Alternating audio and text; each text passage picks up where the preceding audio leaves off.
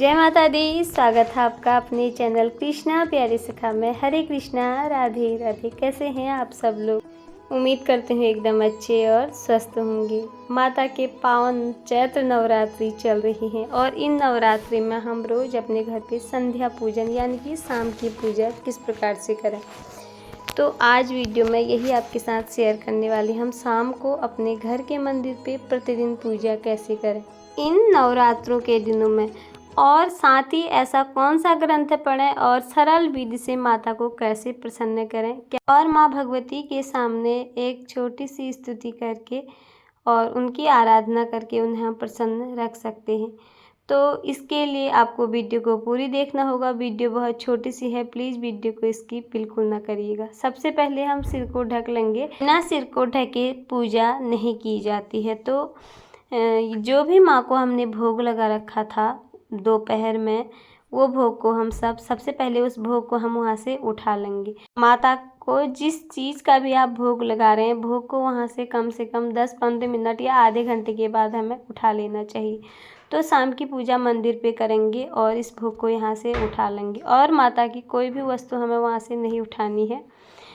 और ये इस भोग को हम यहाँ से उठा लेंगे और सबको प्रसाद के रूप में इसको हम बांट के सब लोग इसको ग्रहण कर लेंगे। तो इस तरह से यहाँ से माता के सामने से जो भी भोग हमने लगा रखा है उसको हम वहाँ से उठा लेंगे। और हाँ, शाम की पूजा बिना स्नान के ही करती हूँ, सिर्फ हाथ मुँह धो के। स्नान सुबह ही एक टाइम कर लेती हूँ। तो कई लोग होते हैं कि शाम को भी स्नान करके ही पूजा करते हैं। तो यहाँ से माता के को जो भी भोग हमने लगा रखा था, सुबह लौंग, बतासा और मिश्री, मेवा, जो भी हमने माँ को भोग लगा रखा है, सारा भोग हम वहाँ से उठा लेंगे। और जो माँ को ये फूल समर्पित हमने कर रखे थे सुबह पूजा में, तो इसको हम अभी नहीं उठाएंगे। इनको हम कल सुबह, जब हम सुबह पूजा करेंगे मंदिर पे, उस टाइम ही उठाते हैं।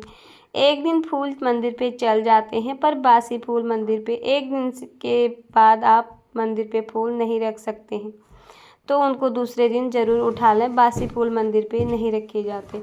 और इन नवरात्रों के 9 दिन बहुत विशेष होते हैं माता रानी के लिए। तो जो सुबह फूल हमने यहाँ पे मंदिर पे रखे थे, वही पुष्प हैं और उसी से फूलों का आसन दे रही हूँ। एक दीपक सबसे पहले घर के मंदिर पे प्रज्वलित करेंगे, क्योंकि माता रानी के चौकी के सामने तो अखंड दीपक हमारा प्रज्वलित हो ही रहा है। तो एक दीपक सबसे पहले अपने घर के मंदिर पे लगाएं संध्या पूजन में। उसके बाद एक दीपक तुलसी माता पे लगाएं, जो हम रोज़ लगाते हैं, और नवरात्रों में तो हमें विशेष रूप से लगाना चाहिए। जो लोग नहीं भी लगाते हैं तो नवरात्रों में ज़रूर लगाएं। और एक तो यहाँ पे मैंने 2 दीपक प्रज्वलित कर रखे हैं। 2 दिए जलाए, एक तुलसी माता के लिए और एक मेन गेट के लिए, जो हम रोज़ लगाते हैं। ये तो नवरात्रि चल रही है माता की, तो माता के सामने अखंड ज्योत प्रज्वलित है। माता के सामने हम अभी धूप बत्ती जला लेंगे। इससे घर सुगंधित भी रहता है। और धूप और दीप ये पूजा में ज़रूर जलाए जाते हैं, और दोनों टाइम हमें धूप बत्ती और दीप ज़रूर प्रज्वलित करनी चाहिए।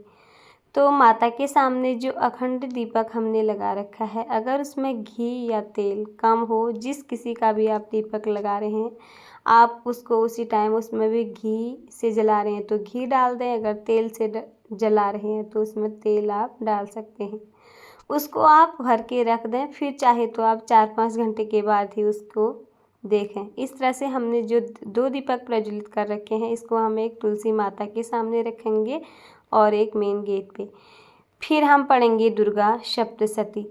तो अगर आपके पास दुर्गा सप्तशती है तो इन नवरात्रों में आप लोग ज़रूर पढ़ें। थोड़ा सा माता रानी का सुबह, अगर आपको टाइम ना हो तो किसी कारणवश गृहस्थ जीवन है, काम सबके पास रहता है, तो शाम को थोड़ा बहुत दुर्गा सप्तशती का पाठ हमें ज़रूर करना चाहिए। अगर आपके पास है तो नवरात्रों में दुर्गा सप्तशती ज़रूर पढ़ें। अगर दुर्गा सप्तशती ना हो तो आपके पास छोटी सी एक दुर्गा चालीसा होगी दुर्गा माता की, उसे भी आप पढ़ सकते हैं। दुर्गा चालीसा माँ के सामने सुबह शाम पढ़ने से माँ हमारे सारे कष्ट दूर करती है, सभी मनोकामनाएं पूरी होती हैं। बहुत छोटी सी होती है दुर्गा चालीसा और हर किसी को याद हो जाती है। इस तरह से माता की छोटी सी आराधना करें। और अगर दुर्गा चालीसा भी याद ना हो, उसकी आपके पास किताब भी ना हो, तो आपको माता के जो भी भजन, जो भी आरती आती है वो गाकर माँ को थोड़ा बहुत नवरात्रि में संध्या पूजन में हमें ये सब करना चाहिए। उसके बाद माता की आराधना करके माता की आरती हम यहाँ पे उतारेंगे। और जो भी आप फलाहार व्रत में खा रहे हैं या आप एक समय भोजन कर रहे हैं, जो भी आप अपना ग्रहण करेंगे वो सबसे पहले माता को भोग लगा के ही आपको वो सब ग्रहण करना है।